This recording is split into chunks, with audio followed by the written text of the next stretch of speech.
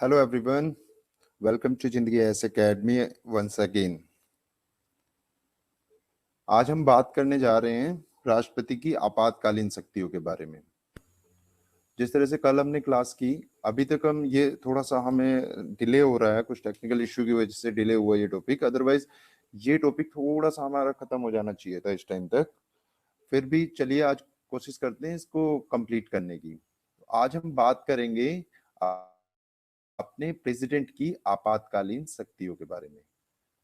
उससे पहले मैं आपको बता दूं, जिन भी बच्चों ने हमारा प्ले स्टोर से ऐप डाउनलोड नहीं किया है वो please go to play store and Zindagi IAS academy के नाम से हमारा प्ले स्टोर पे हमारी ऐप है, इसको इंस्टॉल कर लीजिए। आपको रेगुलर क्लासेस यहाँ पे मिलेंगी। पूरा का पूरा फाउंडेशन बैच जिंदगी आईएएस एकेडमी के नाम से चल रहा है। आपको टाइप करना है बस जिंदगी आईएएस एकेडमी, देन आपको इंस्टॉल कराना है, रजिस्ट्रेशन लेना है, इंस्टॉल कराना है, वो सबका सब फ्री होगा। तो आपको ध्यान रखना है, जल्दी से जल्दी इसको इंस्टॉल कराइए, हमारे यूट्यूब चैनल से जुड़िए। आपको रेगुलर क्लासेस मिलेंगी सारी की सारी। क्या करना है, जिंदगी आईएएस एकेडमी को आपको ऐप को इंस्टॉल करना है। चलिए अब अपनी क्लास स्टार्ट करते हैं। वंस अगेन वेलकम टू जिंदगी आईएएस एकेडमी। तो जल्दी जल्दी आप नोटबुक अपनी रखिए, अपना पेन आपके पास होना ही चाहिए। जिस तरह से मैं आपको कंटिन्यू नोट्स बनवाता हूँ, लिखाता हूँ, जो आपको मेंस एग्जाम में या प्रीलिम्स एग्जाम में कोई फैक्ट आए या कॉन्सेप्ट आए या 150 शब्दों में कोई क्वेश्चन लिखना है, 200 में, 250 में, जिस तरह से भी आएगा आप आराम से उस क्वेश्चन को लिख पाएंगे।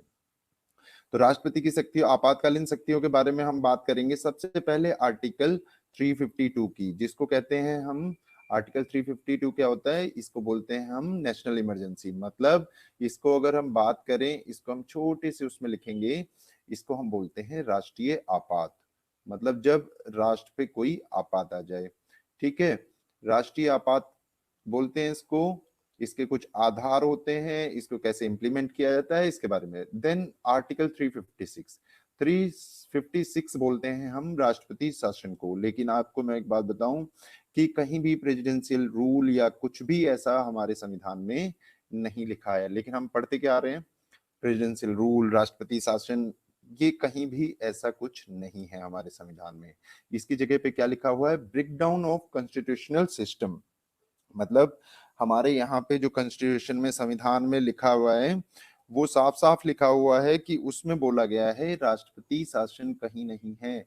उसमें ब्रेकडाउन ऑफ कॉन्स्टिट्यूशनल, जब आपका कॉन्स्टिट्यूशनल सिस्टम का ब्रेकडाउन हो जाता है तब, मतलब संवैधानिक प्रावधानों के आधार प्रावधानों से आपका सिस्टम काम नहीं कर रहा है।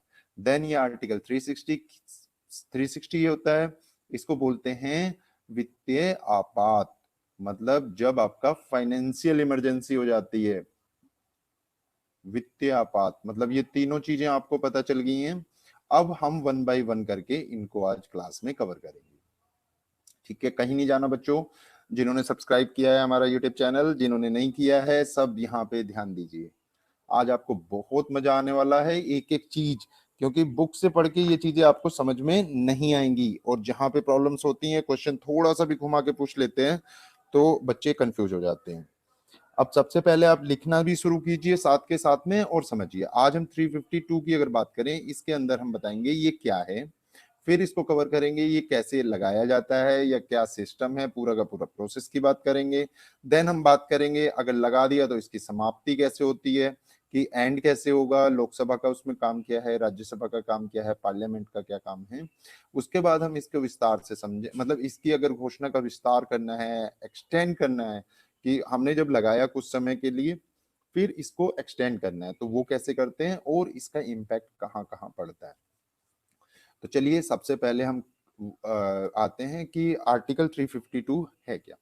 अब अगर हम राष्ट्रपति की आपातकालीन शक्ति, ये इतनी बड़ी हो गई है, इतनी एक्सटेंशन में है चीजें, कि इनको हमने एक अलग भाग दिया संविधान में, जिसको बोला गया भाग 18। अब देखिए भाग 18 के अंतर्गत हम पढ़ेंगे, जो आपके 22 भाग हैं, उन भागों में से आज हम भाग 18 को पढ़ने जा रहे हैं।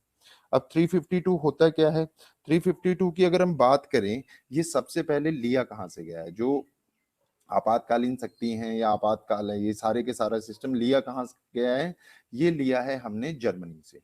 मतलब अगर हम बात करें जर्मनी की, जर्मनी के भी वीमर संविधान से। अब वीमर संविधान में आपको कोई क्वेश्चन करे, क्योंकि मैं आपको तैयार करा रहा हूँ प्रीलिम्स, मेंस और इंटरव्यू, तीनों के तीनों एक ही कॉन्सेप्ट में।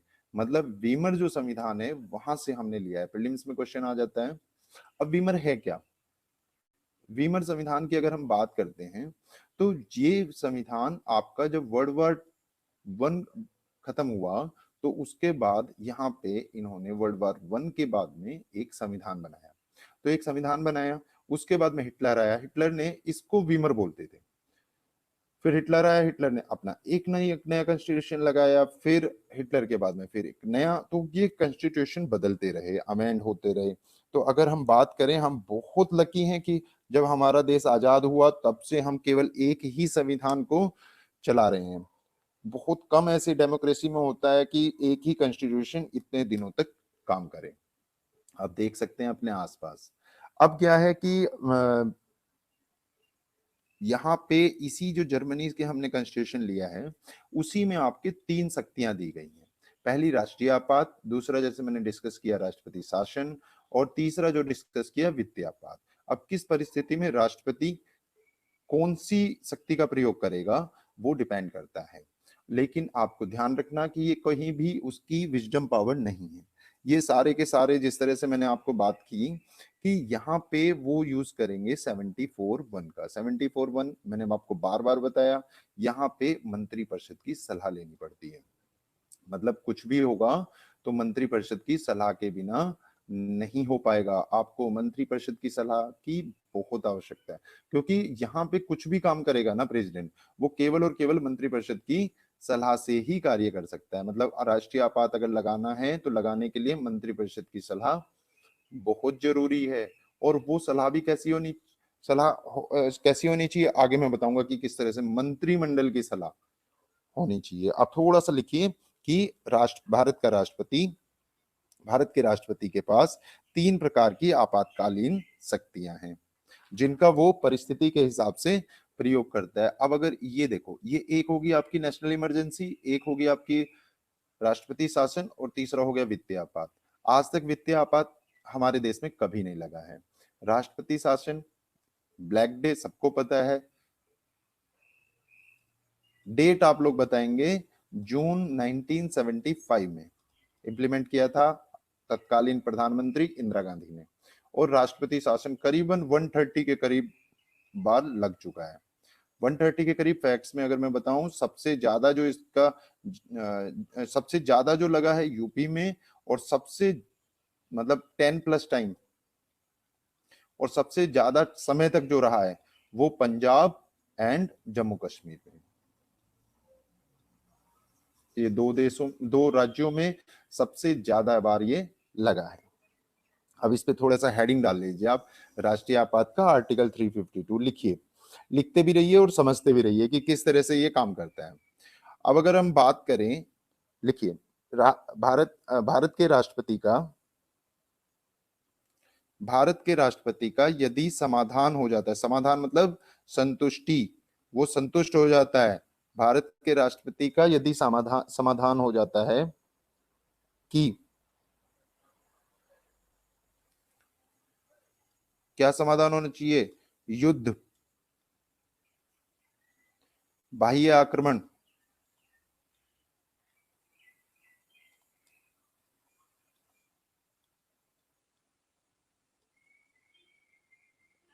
या सशस्त्र विद्रोह। मतलब सशस्त्र विद्रोह, ये 3 आधार हैं इसके। कौन कौन से, दोबारा से देखिए, युद्ध, बाह्य आक्रमण या सशस्त्र विद्रोह, ये 3। एक बार मैं इसको इरेज कर देता हूं पूरे को, फिर हम समझाएंगे इसको कि किस तरह से चीजें हैं। तो लिखिए, यदि भारत के राष्ट्रपति का समाधान हो जाए, यदि भारत के राष्ट्रपति का समाधान हो जाए तो 3 बेस पे, कौन कौन से बेस हैं, युद्ध, बाह्य आक्रमण बच्चों एक एक चीज ध्यान देना, क्योंकि यहाँ पे मैं ऐसी ऐसी चीजें आपको बताने जा रहा हूँ इस क्लास में जो आपको बुक्स में नहीं मिलेंगी। और या सशस्त्र विद्रोह, एक एक चीज को हम करेंगे। तो ये क्या है कि भारतीय राष्ट्रपति, अगर राष्ट्रपति को ये समाधान हो जाए कि इन तीनों के कारण से भारतीय सुरक्षा को खतरा है, मतलब भारत की सुरक्षा को खतरा है, तो भारत की सुरक्षा को खतरा है, मतलब अर्थात भारत, संपूर्ण भारत या भारत के किसी हिस्से को, हिस्से की सुरक्षा को खतरा है। मतलब यहाँ पे दो चीजें हैं, एक तो संपूर्ण भारत भी, या मतलब संपूर्ण भारत की बात करते हैं, एक कोई उसका हिस्सा, जैसे गलवान घाटी में बहुत दिनों तक चला। अभी मतलब कहीं भी अगर कोई ऐसा मान लो पंजाब में, बंगाल में कोई भी ऐसा क्षेत्र है जहां पे भारत की सुरक्षा को खतरा हो रहा है या उस हिस्से को कोई खतरा हो रहा है युद्ध से, बाह्य आक्रमण से या सशस्त्र विद्रोह से, तो भारत का राष्ट्रपति आपातकाल की घोषणा कर सकता है, आपातकाल की घोषणा कर सकता है। और दूसरी चीज, ये युद्ध हो जाए या बाह्य आक्रमण हो जाए, मतलब चाइना अगर अटैक कर दे या कोई और देश अटैक कर दे या अंदर से ही सशस्त्र विद्रोह हो जाए, ये तो तब है। इसमें दूसरी शर्त क्या है कि अगर ऐसी संभावना है, मतलब संभावना है, अगर मान लो, केवल होना नहीं, संभावना भी, अगर आपकी कोई एजेंसी, रो एजेंसी है, आपके जितने भी गुप्तचर एजेंसियां हैं वो आपको मतलब गवर्नमेंट को बताती हैं, तो वहां पे मंत्रिपरिषद की सलाह से राष्ट्रपति इसको इम्प्लीमेंट कर सकता है। अब आपको पता चल गया कि ये है क्या, ठीक है। अब हम जानेंगे कि कैसे। अगर यहाँ पे कोई डाउट है तो आप अपने माइक को अनम्यूट करके यहाँ से पूछ सकते हैं। तो तीन चीजें हमने देखी, युद्ध, बाह्य आक्रमण और युद्ध, बाह्य आक्रमण और सशस्त्र विद्रोह। युद्ध क्या हो गया मैंने बता दिया, बाह्य आक्रमण भी बता दिया। सशस्त्र विद्रोह ऐसा है कि अगर मान लो बहुत सारी जनता या बहुत सारे लोग एक साथ अटैक करने जा रहे हैं, संसद पे अटैक करने जा रहे हैं, या कहीं भी आपकी भारत के संविधान को क्षति पहुंचाने जा रहे हैं, या कोई ऐसा काम हो रहा है जो जिससे खतरा है कि फ्यूचर में खतरा, तो ऐसी संभावना पर, ऐसा नहीं है कि दो पत्थर मार दिए कार पे या कुछ हो गया उससे खतरा हो गया या कुछ ऐसा हो गया, नहीं, उनके पास हथियार होने चाहिए, उनकी मंशा ऐसी होनी चाहिए, या हमारी एजेंसियां ऐसे रिपोर्ट करें कि अगले 15 दिन में, अगले 20 दिन में ऐसा हो सकता है। तो अगर ऐसा होता है तो यहाँ आपातकाल की घोषणा की जा सकती है। अब आपातकाल की घोषणा कहाँ, पहली चीज, अगर ऐसा कहीं भारत को खतरा है, मतलब संपूर्ण भारत के लिए हो रहा है या कहीं हिस्से पे हो रहा है, तो इसका इम्पैक्ट भी ऐसा ही है। मतलब अगर ऐसा है तो जो राष्ट्रपति है, या तो संपूर्ण भारत पे, मतलब पूरे भारत पे भी लगाया जा सकता है, और उस हिस्से पे भी ये चीजें लगाई जा सकती हैं।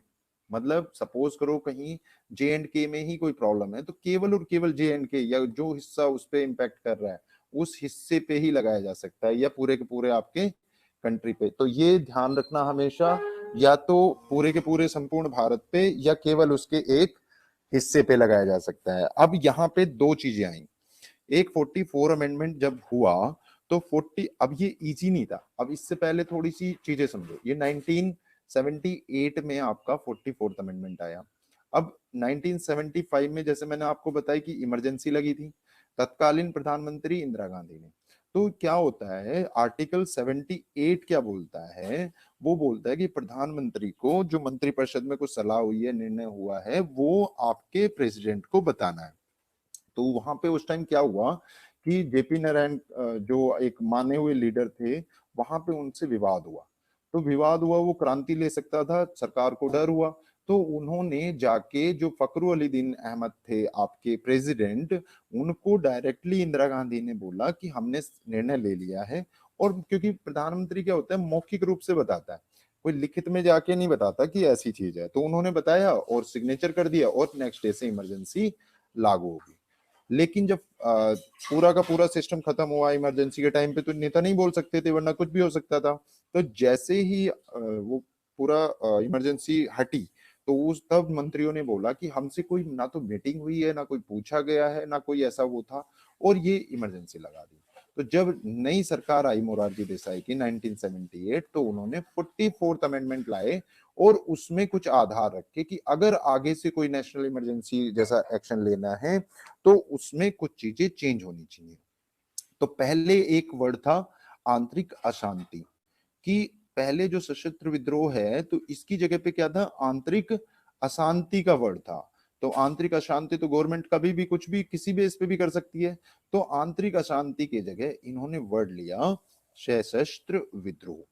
बच्चों समझ में आ रहा है ना? कुछ भी डाउट हो तो आप बीच में भी पूछ सकते हैं। तो यहाँ पे इन्होंने आंतरिक अशांति की जगह सशस्त्र विद्रोह का वर्ड यूज किया। दूसरी जो मैंने बताया, जो अमेंडमेंट 44 ने बोला कि मंत्रिमंडल, मंत्रिमंडल में आपको ऑलरेडी डिस्कस कर चुका हूं, अभी ये पूरा का पूरा कवर भी करना है, मंत्रिमंडल और मंत्रिपरिषद मैं बताऊंगा। तो मंत्रिमंडल को समझो, मंत्रिमंडल की लिखित सलाह, मतलब अगर लिखित सलाह की बात करता है, अर्थात ये कहता है कि मंत्रिमंडल की लिखित सलाह होनी चाहिए। मौखिक रूप से प्रधानमंत्री नहीं बताएगा कि अगर आज मोदी जी जाते हैं प्रेसिडेंट के पास में और वो कहें कि हमने निर्णय ले लिया और सलाह, क्योंकि और सभी के सभी जितने भी बिल्स होते हैं वो होते हैं, उनपे केवल प्रधानमंत्री का एक मौखिक स्टेटमेंट रहता है कि हाँ इन चीजों से ये ऐसे किया जा सकता है।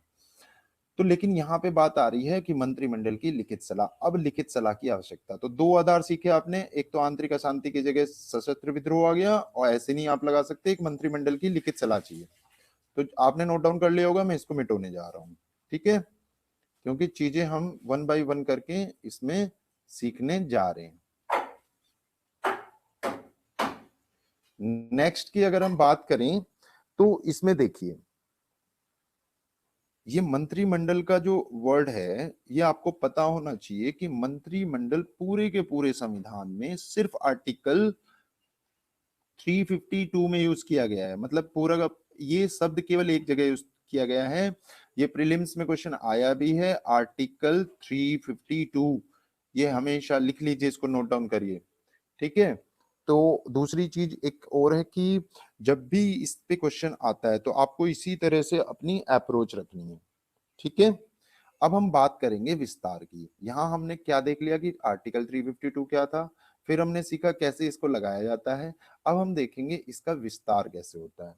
तो विस्तार की अगर हम बात करें कि विस्तार के लिए कुछ चीजें आपको ध्यान देनी है कि जो संसद है, संसद के दो सदन हैं, कि भाई प्रेसिडेंट ने इस पे सिग्नेचर कर दिया, सिग्नेचर होने के बाद में अब उसके बाद क्या काम होगा, उसके बाद जो संसद के दो सदन हैं, लोकसभा और राज्यसभा, इन दोनों की अलग अलग बहुमत से, मतलब बहुमत क्या है, 2/3, जिसको क्या बोलते हैं, जिसको बोलते हैं विशेष बहुमत। मतलब विशेष बहुमत से संसद के दोनों सदनों के द्वारा वो बिल पास होना चाहिए, पहली चीज। दूसरी चीज क्या है, वो कितने दिन में पास होना चाहिए, मतलब दोनों सदनों के जब जब वो बिल गया, मतलब घोषणा हुई, केवल 1 माह के अंदर, मतलब 1 माह का समय है उसमें उद्घोषणा के, मतलब अधिसूचना के बाद में, कि 1 माह के अंदर विशेष बहुमत से 2/3 बहुमत, 2/3 बहुमत लोकसभा से भी और राज्यसभा दोनों सदनों से पास होना चाहिए। समझ में आया यहां तक? अगर ऐसा होता है तो ये 6 माह के लिए एक्सटेंड हो जाता है, मतलब विस्तार हो गया इसका कितने दिन के लिए, 6 माह के लिए। तो 6-6 माह करके ये बढ़ा सकते हैं। अब सपोज करो 6 माह 6 माह 6 माह, नेक्स्ट 6 मंथ के लिए अगर करना है तो पुनः पुनः यही प्रोसेस होगा, विशेष बहुमत से आपका दोबारा लोकसभा और राज्यसभा दोनों को अलग अलग उसको बिल पास करना पड़ेगा। और इसके लिए अगर आपको मैं बता दूं, ये अनिश्चित काल तक के लिए बढ़ाया जा सकता है। किसके लिए? आपका अनिश्चित काल तक के लिए इसको इंक्रीज किया जा सकता है। तो कभी भी घबराना मत, प्रीलिम्स में बिल्कुल क्रिस्टल क्लियर आज मैं बता रहा हूं आपको किस तरह से चीजों को अप्रोच रखनी है आपको आंसर देने के लिए। तो दोनों सदनों के द्वारा 2/3 बहुमत से 1 माह का अंदर आपको वो करना है, और 6-6 माह करके इसको इंक्रीज किया जाता है। और इसमें एक चीज और है, अगर ऐसा होता है तो ये आपको कोई ऐसा नहीं है कि भाई आप 5 साल 10 साल, ये 20 साल 25 साल जितना भी आपका राष्ट्रपति चाहे, और राष्ट्रपति किससे काम करता है, राष्ट्रपति हमेशा राष्ट्रपति काम करता है 74-1 के, मतलब जो मंत्रिपरिषद चाहे उसकी सलाह पे काम करता है। और यहाँ लिखित सलाह किसकी चाहिए, मंत्रिमंडल की। ठीक है, तो ये थोड़ा सा आपको पता होना चाहिए कि किस तरह चीजें काम करती हैं। अब बात करते हैं हम, इसको मिटो लें, जल्दी जल्दी साथ में लिखते रहो बच्चों, क्योंकि चीजें थोड़ी सी क्लास हम तेजी से लेंगे, टॉपिक कवर करने हैं सारे। आज थोड़ा सा टेक्निकल उससे थोड़ा सा लेट हुआ। अब देखिए, अब समाप्ति की अगर हम बात करते हैं कि ये समाप्त कैसे होगा, अगर घोषणा दे दी गई तो सबसे पहला है कि राष्ट्रपति जो है वो कभी भी इसको वापस ले सकता है, मतलब मंत्रिपरिषद जब चाहे इसको वापस करा सकती है, कभी भी वापसी हो सकता है। ठीक है, सेकंड पार्ट अगर हम इसका देखें, दूसरा पॉइंट डालिए इसमें कि अगर वो 1 माह के अंदर संसद इसका अनुमोदन नहीं करती है, मतलब संसद ने अनुमोदन नहीं किया, जो मैं बता रहा था सेम, कहीं भी कुछ भी नहीं है, सब कॉन्सेप्ट अगर आपको इंटरलिंक करोगे तो समझ जाओगे। 1 माह के अंदर संसद अगर अनुमोदन नहीं करती है, लिखते चलिए साथ के साथ में, अगर 1 माह के अंदर अनुमोदन नहीं किया जाता है तो, या तीसरा एंगल याद रखना, केवल लोकसभा, क्योंकि Lok Sabha is a powerful assembly, Lok Sabha यदि लोकसभा आपका एक बिल लाती है, एक मतलब एक प्रस्ताव लाती है, और प्रस्ताव को यदि लोकसभा साधारण बहुमत से एक प्रस्ताव पास कर देती है इसको हटाने का, यहाँ पे क्या है, लगाते टाइम क्या था, दोनों सदनों से अलग अलग हो रहा था, और यहाँ पे हटाते टाइम केवल लोकसभा का चाहिए और साधारण बहुमत से ये बिल पास होना चाहिए, तो इसमें आपका तुरंत इसको हटाया जा सकता है। तो हमने क्या सीखा, कैसे सीखा, विस्तार सीखा, समाप्ति सीखा। अब इसका सबसे इंपॉर्टेंट पार्ट सीखेंगे हम, कि सबसे इंपॉर्टेंट पार्ट है इसका आपका इम्पैक्ट। हमें पता होना चाहिए ना कि कहाँ इम्पैक्ट पड़ता है इसका, अगर आपका नेशनल इमरजेंसी लगी है तो उसका इम्पैक्ट कहाँ पड़ेगा। इम्पैक्ट के लिए ऐसे समझिए, अगर हम इम्पैक्ट की बात करें तो सबसे पहले केंद्र राज्य को, मतलब देखो कॉन्सेप्ट समझिए, प्रशासनिक संबंधों पे पड़ेगा, इस तरह से लिखिए, जो प्रशासनिक कार्य हैं, विधिक कार्यों पे पड़ेगा। लॉजिक से चीजों को समझोगे तो कभी कभी नहीं भूलोगे। तो यहाँ पे कि केंद्र सरकार क्या करेगी, केंद्र सरकार सब टेक ओवर कर लेती है। केंद्र सरकार राज्य सरकारों को आदेश देती है, ऑर्डर देगी कि किस तरह से आपको प्रशासनिक तंत्र चलाना है, मतलब केंद्र सरकार ने टेक ओवर कर लिया राज्य सरकार को। ठीक है भाई, अब एक चीज देखिए, जब राज्य सरकार को टेक ओवर किया केंद्र सरकार ने, तो ये सारी की सारी चीजें अब केंद्र सरकार के प्रशासनिक चले गए। और विधिक में अगर हम बात करें तो विधिक में केंद्र सरकार के लिए काम कौन करती है, मतलब सपोज करो संसद, संसद राज्य सूची के विषय पर कानून बना पाएगी। अगर आपका आपातकाल स्थिति है तो जो भी राज्य सूची के विषय हैं उन पे संसद टेक ओवर कर लेगी, उस पे कानून बना देंगे। यहाँ पे एक प्रीलिम्स के लिए फैक्ट याद रखना कि अगर कोई भी राज्य सूची पर संसद ने कानून बनाया है और आपातकाल हो जाता है खत्म, तो आपातकाल की समाप्ति पर वो कानून 1 वर्ष तक बना रहेगा। कितने तक, 1 वर्ष तक। या जो वहां की विधानसभा है उसको एक बिल लाके साधारण बहुमत से उसको जब तक हटा ना दे। तो ये चीजें आपको हमेशा याद रखनी है बच्चों। तो अगर ये दोनों चीजें होती हैं, मतलब प्रशासनिक और विधिक दोनों चीजें केंद्र सरकार के पास चली जाती हैं, तो यहाँ पे सबसे बड़ा परिवर्तन संघात्मक व्यवस्था से एकात्मक की ओर होता है। मतलब जो अभी तक संघात्मक व्यवस्था आपकी चल रही थी, वो संघात्मक व्यवस्था परिवर्तित होके एकात्मक तक आ गई। कि अगर मेंस में कोई कॉन्सेप्ट क्वेश्चन आता है तो आप यहाँ डालेंगे कि एक जब आपातकाल लगता है तो भारत की स्थिति संविधान उसको परमिशन देता है कि संघात्मक से एकात्मक होने की, और उसका आधार क्या था कि प्रशासनिक और विधिक संबंधों पर केंद्र सरकार की पहुंच हो जाती है। अब लिखिए कि ये दो दो तो देखे हमने, अब इसमें और देखिए यहां तक तो आप समझ गए कि प्रशासनिक और विधिक चले गए। अब फंडामेंटल राइट्स पे क्या फर्क पड़ता है कि फंडामेंटल राइट्स का कर दिया जाता है निलंबन, मतलब एफआर को निलंबित कर दिया जाता है। जैसे ही एफआर निलंबित होंगे, ये अमेंडमेंट 44 से पहले की स्थिति थी कि सभी के सभी जो एफआर हैं, फंडामेंटल राइट्स हैं, वो निलंबित कर दिए जाते थे।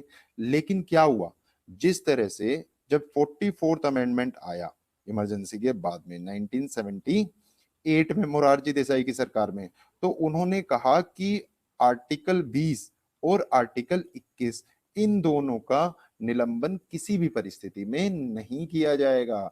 मतलब कौन से दो आर्टिकल बचते हैं अगर प्रीलिम्स में क्वेश्चन आता है, आर्टिकल 20 और आर्टिकल 21 जो जीवन का अधिकार देता है। फिर एक चीज और है इसमें, अब प्रभाव प्रशासनिक संबंधों पे पड़ा, विधिक पे पड़ा, फंडामेंटल राइट्स पे पड़ा। अगर अब लोकसभा की स्थिति आती है कि लोकसभा का कार्यकाल, मतलब लोकसभा का कार्यकाल, क्योंकि काम तो वही कर रही है, लोकसभा का कार्यकाल 1 वर्ष तक बढ़ा, एक बार में 1 वर्ष तक बढ़ाया जा सकता है। इसी तरह से कितनी बार ये बढ़ा सकते हैं, मतलब एक बार में कितने तक इस पे प्रभाव पड़ जाएगा, एक बार में 1 वर्ष के लिए बढ़ाया जा सकता है। तो आई होप ये आपका टॉपिक कवर हुआ। तो यहां तक बच्चों समझ में आया। अब अगर इससे रिलेटेड किसी को भी कोई डाउट है तो वो पूछ सकता है। अब हम चलते हैं नेक्स्ट पे।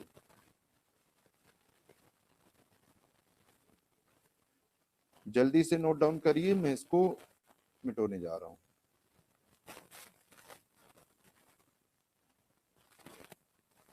क्योंकि आप अगर मान लो इसको इस तरह से देखते हैं तो इसको आसानी से समझ पाएंगे, और प्रीलिम्स में आप उठा के देख सकते हैं कोई भी क्वेश्चन अगर आपका यहां से बाहर नहीं जाएगा इस क्लास से। तो अब हम पढ़ेंगे 356, इसको बोलते हैं आपका राष्ट्रपति शासन। अब राष्ट्रपति शासन क्या होता है भाई, प्रेसिडेंशियल रूल। मैंने आपको पहले बताया कि हमारे संविधान में प्रेसिडेंशियल रूल जैसा कोई वर्ड है नहीं, मतलब कहीं भी ऐसा नहीं लिखा गया, लेकिन हम पढ़ते क्या आ रहे हैं, पढ़ते आ रहे हैं हम राष्ट्रपति शासन को। अब थोड़ा सा लिखिए, उसके बाद मैं आपको समझाऊंगा, जल्दी जल्दी लिखिए।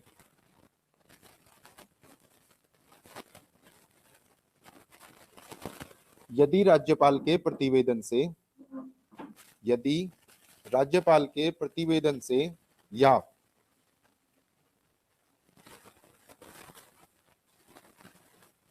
अन्यथा किसी भी कारण से, या तो राज्यपाल की रिपोर्ट से या अन्यथा किसी भी कारण से भारत के राष्ट्रपति का यह समाधान हो जाता है कि किसी राज्य का शासन संविधान के प्रावधानों से नहीं चलाया जा सकता,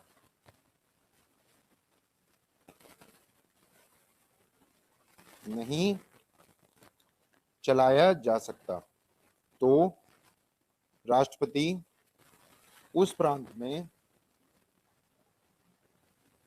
संवैधानिक तंत्र की विफलता की घोषणा कर सकता है।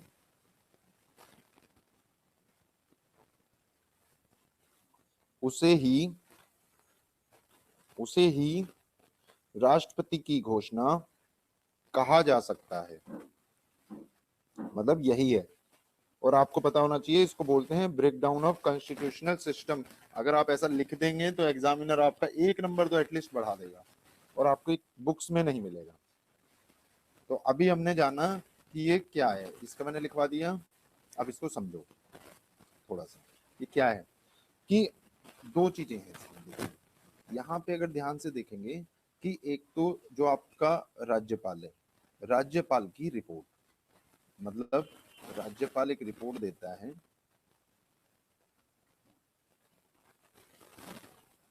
कि भैया अब ये इस राज्य का शासन संवैधानिक तंत्र से नहीं चल रहा है, संविधान ने जो प्रावधान किए थे उससे नहीं चल रहा, या अन्यथा। अन्यथा बहुत बड़ा वर्ड है। अन्यथा मतलब प्रेस से, एजेंसी से, जो गुप्तचर एजेंसियां हैं, किसी भी तरीके से अगर प्रेसिडेंट का समाधान होता है, मतलब प्रेसिडेंट संतुष्ट होता है, तो वो क्या कर सकता है, आर्टिकल 356, आर्टिकल 356 के तहत राष्ट्रपति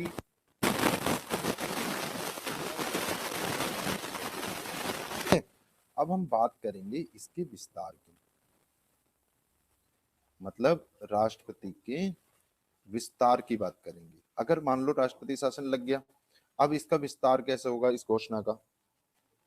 लिखिए, यदि संसद के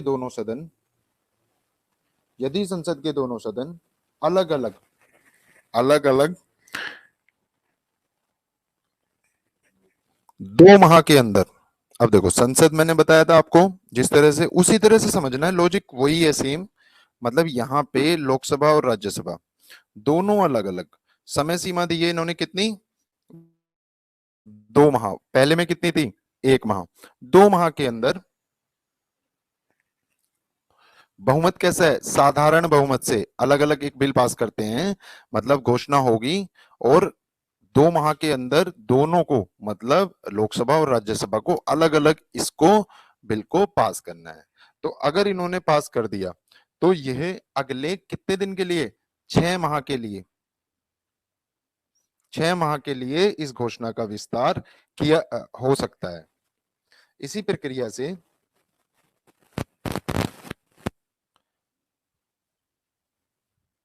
दोबारा भी इसका विस्तार किया जा सकता है।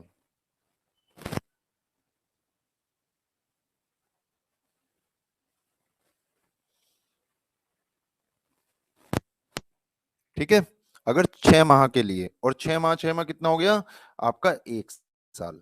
अब इसमें एक पॉइंट है वो याद रखना फैक्ट्स के लिए, कि अगर हमें 1 वर्ष से ज्यादा बढ़ाना है, ठीक है, अब समझो 1 वर्ष तक तो हम नॉर्मल कर सकते हैं, अगर 1 वर्ष से हमें ज्यादा बढ़ाना है तो हमें 2 शर्तों का वो करना पड़ेगा। पहला क्या है कि वहां पे मतलब आर्टिकल 352 के तहत राष्ट्रीय आपात लागू हो, हम तभी बढ़ा सकते हैं इसको। मतलब आर्टिकल 352 के तहत वहां पे उस हिस्से में या वहां पे राष्ट्रीय आपात लागू होना चाहिए। और दूसरा क्या है कि जो भारत का निर्वाचन आयोग है, भारत का निर्वाचन आयोग लिखित रूप से, भारत का निर्वाचन आयोग जो है वो लिखित रूप से ये रिपोर्ट दे कि उस हिस्से में चुनाव कराना असंभव है, मतलब चुनाव नहीं कराया जा सकता। तो यहाँ पे राष्ट्रपति शासन 1 वर्ष से ज्यादा बढ़ाया जा सकता है। बच्चों समझ में आ रहा है ना? कहीं भी हो आप चैट में कैसे भी आप क्वेश्चन पूछ सकते हैं। तो जल्दी जल्दी से लिखिए ये कि किस तरह से हम आज पढ़ने जा रहे हैं, क्या क्या सीख रहे हैं। तो यहाँ पे ये चीजें ध्यान रखिएगा। अब अगर हम आगे बात करें कि अगर इस राष्ट्रपति शासन को, इसमें एक अपवाद है, इसमें आपका मैंने बताया था पंजाब और जे एंड के और पंजाब में आपका अपवाद है। यहाँ पे 1 वर्ष से ज्यादा भी किया गया था और 3 वर्ष से, मतलब बोला था ना वहां पे 3-3 वर्ष से भी। मतलब देखो, एक इसकी टोटल मैक्सिमम किसी भी कंडीशन में इसकी टोटल जो वो है 3 इयर्स से ज्यादा किसी भी हिस्से में नहीं लगाया जा सकता। मतलब मैक्स टू मैक्स कितने दिन तक लगाया जा सकता है? 3 इयर्स तक। लेकिन पंजाब और जम्मू कश्मीर, मतलब पंजाब और जे.एंड.के इसका अपवाद है। तो आपको मैं एक एक फैक्ट्स, एक एक कॉन्सेप्ट हर तरीके से समझा रहा हूं। इसका हम रिकैप करते हैं अभी कि ये क्या है। राष्ट्रपति शासन अगर राज्यपाल की रिपोर्ट से या अन्यथा किसी भी कारण से कोई एजेंसी बताए या कुछ भी बताए, और तो अगर राष्ट्रपति को समाधान हो जाता है तो वो उस हिस्से में राष्ट्रपति शासन लगा सकता है। अब राष्ट्रपति शासन जब लग गया भैया, तो लगने के बाद क्या होगा? लगने के बाद 2 माह के अंदर, समय कितना है? 2 माह के अंदर संसद के दोनों सदनों को, लोकसभा को भी और राज्यसभा को भी, वो बिल साधारण बहुमत से पास करना पड़ेगा। ठीक है। और पहला क्या था, जब राष्ट्रीय आपात लगा, वो बड़ा है ना, तो उसमें क्या था? उसमें आपका कौन सा था? 2/3 बहुमत से। और इसको एक्सटेंशन मिलेगा 6 महीने के लिए। अब 6 से अगला 6 करना है तो सेम प्रोसेस से हमें करना पड़ेगा, लेकिन अगर 1 वर्ष से ज्यादा चाहिए तो 1 वर्ष से ज्यादा इसकी अवधि बढ़ाने के लिए वहां पे पहली शर्त 352 के तहत राष्ट्रीय आपात लागू हो। दूसरी शर्त बच्चों, निर्वाचन आयोग लिखित सलाह दे। निर्वाचन आयोग की राइटिंग में, जिस तरह मंत्रिमंडल की उसमें राइटिंग वो मांगा जा रहा है, तो यहाँ पे लिखित में अगर मिलता है तो ही इसको, इस उद्घोषणा को किया जा सकता है। तो आई थिंक यहाँ पे आपका इससे रिलेटेड एक एक क्वेश्चन, एक एक डाउट आपका आई थिंक क्लियर हो जाना चाहिए। अब हम बात करते हैं अपने तीसरे उसकी। तीसरा क्या है, आप नोट डाउन करते रहिए, क्योंकि नोट डाउन नहीं करेंगे तो आपको बाद में प्रॉब्लम आएगी। यहाँ पे अगर नोट डाउन कर लिए, आपके नोट्स बन गए, आप किसी भी टाइप का क्वेश्चन उठाइए, आपको एक भी क्वेश्चन हमारे नोट से या हमारे उससे कहीं भी इस क्लास से बाहर नहीं जाएगा बच्चों। इसलिए मैं कहता हूँ ध्यान से ध्यान दो यहाँ पे। आपको मतलब यहाँ पे सब कुछ निशुल्क मिल रहा है, और जिन बच्चों ने अभी भी प्ले स्टोर पे जाके इंस्टॉल नहीं किया है वो आज जल्दी से सबसे पहला काम करेंगे, जाएंगे और सबसे पहले हमारी जिंदगी आईएएस एकेडमी की ऐप को इंस्टॉल करेंगे। अब हम पढ़ेंगे वित्तीय आपात। अभी तक हमने दो चीजें पढ़ी, क्या क्या पढ़ा? 352 के तहत राष्ट्रीय आपात और वित्तीय आपात अब हम पढ़ेंगे। हमने राष्ट्रपति शासन भी पढ़ा। अब वित्तीय आपात है क्या, लिखते भी चलना साथ में, क्योंकि नोट करते रहेंगे तो ज्यादा सही रहेगा। फिर वही बात है, यदि राष्ट्रपति का समाधान हो जाए, यदि राष्ट्रपति का समाधान हो जाए कि भारत की वित्तीय साख या वित्तीय स्थायित्व, मतलब एक साख होती है ना, साख समझते हो, कि सपोज करो आप अपने दोस्त के पास गए, उससे आपने 5,000 रुपए लिए कि भैया जरूरत है, उसने आपको तुरंत दे दिए, आप कि शाम को मैं लौटा दूंगा, और आप 5 दिन 10 दिन 15 दिन भैया जो मिल रहा है, तो फोन नहीं उठा रहे, आप जा रहे हैं तो इधर उधर घूम रहे हैं, फिर इस तरह से वो कर रहे हैं, तो चलिए कोई बात नहीं। लेकिन जब आप फिर 2 महीने बाद में फिर आप उसके पास आओगे कि भैया 10,000 रुपए दे दे यार, जरूरत है, तो वो आपको ऐसे ही टरकाएगा, क्योंकि आपकी वित्तीय साख, फाइनेंशियल जो वो है वो आपकी खराब हो चुकी है।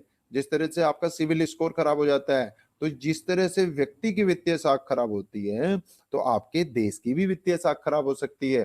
तो पहला कारण है कि आपको फिर लोन महंगे मिलने लगेंगे। जिस तरह सिविल रिपोर्ट अगर वो होती है, तो आपने सब जगह से लोन ले रखा है, आपके पास पैसे नहीं है, तो किस तरह से आपकी एजेंसी, तो भारत की स्थिति बहुत अच्छी है, आपको लोन बहुत हाई रेट पे मिलेगा, या लोन मिलेगा ही नहीं, या आपको कहीं से भी जाना पड़ेगा, आपकी मजबूरी हो जाएगी हर चीज में। जिस तरह से पाकिस्तान की वित्तीय साख कितनी बुरी है, अगर उसको कोई लोन देता है तो वहां पे बहुत सारी शर्तें लगा के वो लोन देता है। अब श्रीलंका की स्थिति देखो, श्रीलंका को कोई लोन नहीं देगा, क्योंकि श्रीलंका की स्थिति बहुत ही गंभीर है कि वो लौटा पाएगा या लौटा नहीं पाएगा। तो आपको इसी तरह से चीजें देखनी है कि वो कर पाएगा, लौटा पाएगा आपका, या नहीं लौटा पाएगा। दूसरा है कि आपकी अगर वित्तीय स्थिरता नहीं है, मतलब अगर वित्तीय स्थायित्व नहीं है आपका, तो वहां भी कंडीशन खराब होगी। और ऐसा अगर समाधान हो रहा है, अगर ऐसा प्रेसिडेंट को, मतलब राष्ट्रपति को ऐसा समाधान हो जाए कि स्थायित्व खतरे में है, ये दोनों की दोनों चीजें, मतलब अब स्थिति बहुत गंभीर है, तो अगर खतरे में है तो वह अनुच्छेद 360 के तहत फाइनेंशियल इमरजेंसी या वित्तीय आपातकाल की घोषणा कर सकता है। ठीक है, तो भारत की स्थिति बहुत अच्छी है, तो आज तक इसीलिए कभी भी 360 इम्प्लाई नहीं हुआ, 352 भी हुआ, 356 भी हुआ, आज तक भारत में 360, और दुआ करते हैं कि कभी लगे भी ना, क्योंकि इस स्थिति में बहुत गंभीर स्थिति आती है। ठीक है, अब इसका विस्तार कैसे होता है, अगर सपोज करो ये लग गई, इसी तरह से हम सेम टॉपिक से पढ़ेंगे जिस तरह से हमने पहले पढ़ा। विस्तार कैसे होगा इसका, विस्तार के लिए एक चीज ध्यान रखना कि यहाँ फिर लोकसभा राज्यसभा का आएगा कि यहाँ पे टाइम दिया है 60 डेज, यहाँ पे 2 महीने नहीं दिए हैं, ये ध्यान रखना। संविधान ने दिया है कि 60 डेज के अंदर लोकसभा और आपकी राज्यसभा दोनों अलग अलग बहुमत से, कौन सा बहुमत होना चाहिए यहाँ पे, साधारण बहुमत। तो याद रखना केवल जब राष्ट्रीय आपात लगता है वहीं पे आपका विशेष बहुमत का प्रयोग होता है। साधारण बहुमत से इस प्रस्ताव को पास कर देते हैं तो क्या होगा, अगर साधारण बहुमत से पास कर देते हैं तो वित्तीय आपातकाल की घोषणा स्थायी हो जाती है, मतलब स्थायी होगी अब ये, और तब तक लागू रहेगी जब तक आपका प्रेसिडेंट, मतलब जो राष्ट्रपति है, मतलब मंत्रिपरिषद ही कह लो एक तरह का, जब तक वापस नहीं लेगी। मतलब इसकी एंडिंग कब होगी, एंडिंग, अब एंडिंग भी देख लो, एंडिंग यहीं से उठाते हैं कि अगर 60 दिन के अंदर लोकसभा और राज्यसभा ने इसको अलग अलग बहुमत से मतलब पास नहीं किया तो इसको ऑटोमेटिकली तब तो खत्म हो जाएगी ये 2 महीने के अंदर। और अगर इसको पास कर दिया तो जब तक प्रेसिडेंट, दोबारा इसका कोई एक्सटेंशन नहीं है, मतलब अनिश्चित काल तक रहेगी जब तक प्रेसिडेंट इसको वापस नहीं लेते हैं। ठीक है, अब इसका सबसे इंपॉर्टेंट पार्ट आता है इसके प्रभाव। अब वित्तीय आपात होता है तो उसका प्रभाव कहां कहां पड़ता है, ये देखो बहुत सारी चीजों पे पड़ेगा इसका वित्तीय आपात का प्रभाव। तो अब वित्तीय आपात का प्रभाव कहां कहां पड़ेगा, सबसे पहला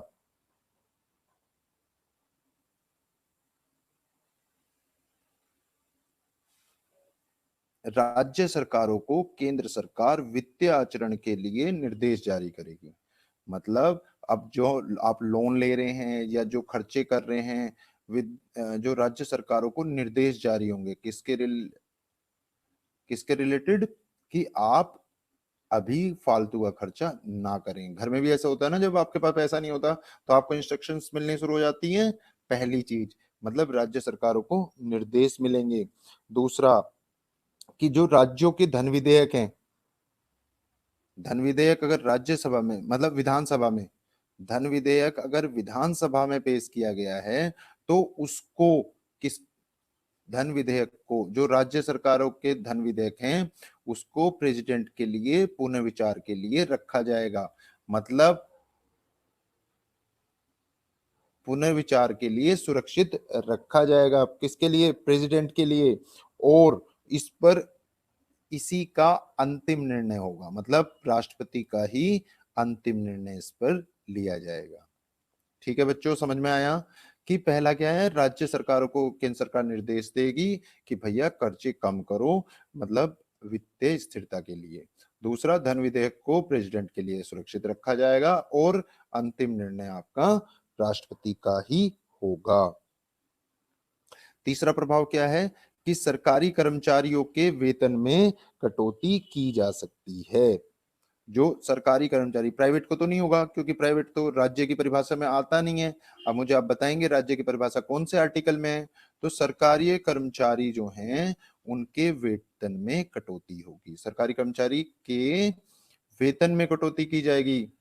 अब यहाँ पे किसी के वेतन में भी कटौती हो सकती है। अब एक चीज ध्यान रखिए, क्या प्रेसिडेंट के वेतन में कमी हो सकती है, बताइए जल्दी से, जल्दी जल्दी बताइए। जो राष्ट्रपति खुद है, क्या उसके वेतन में कमी की जा सकती है इससे,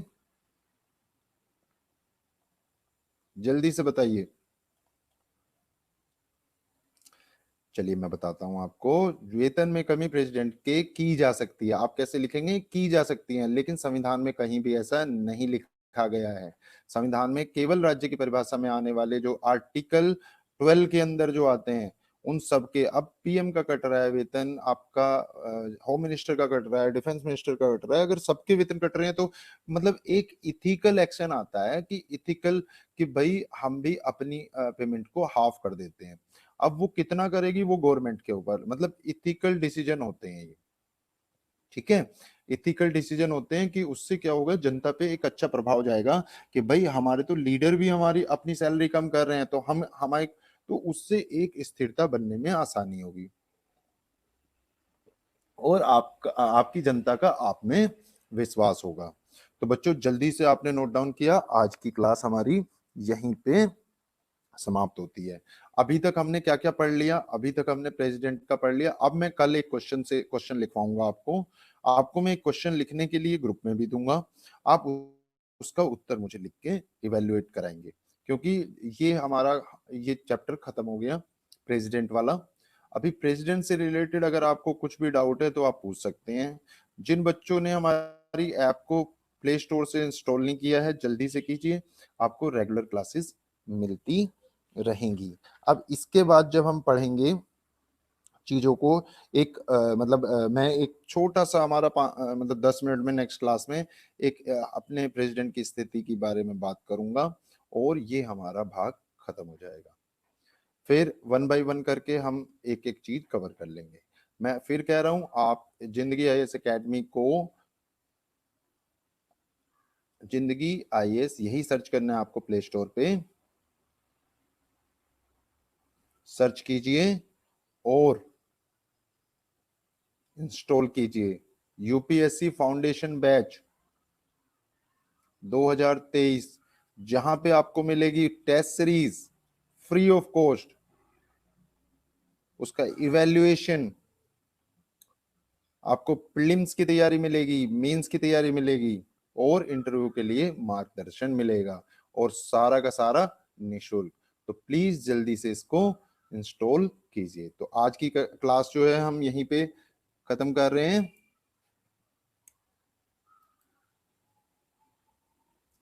चलिए बच्चों, गुड बाय, टेक केयर।